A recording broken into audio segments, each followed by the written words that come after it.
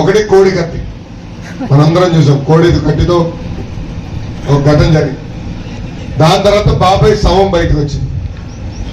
ఇది ఇప్పుడు గులక రైతు, ఇది స్పెషల్ రైతు, స్పెషల్ రైతు. నిజంగా చెప్తున్నా, అలాంటి రాళ్ళతో మనం రోడ్ వేస్తే అద్భుతంగా ఉంటుంది. బాగా ఏంటో కనుక్కోవాలి.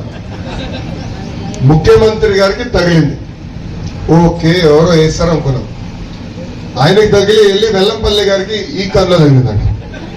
దాని తర్వాత వెళ్ళి మళ్ళీ ఈ కన్నులో తగిలిందంట. మళ్ళీ ఇంకొక ఇద్దరు తగిలి కింద పడిందంట. ఇది నేను చెప్తాను కాదు.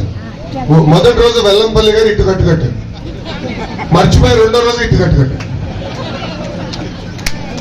ఏం రామ్మా.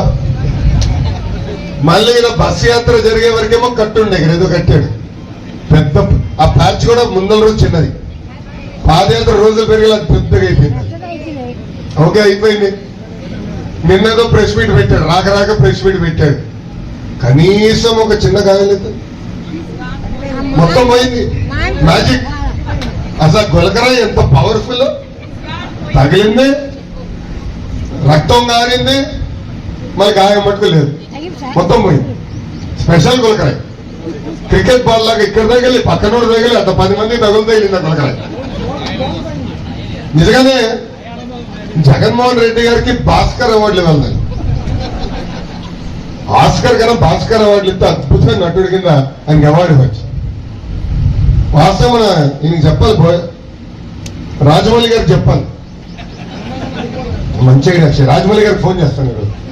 గురువు గారు వీళ్ళందరితో మీరు జగన్మోహన్ రెడ్డి గారిని పెట్టండి, గ్యారెంటీగా ఆస్కర్ వచ్చేస్తుందని చెప్తారు.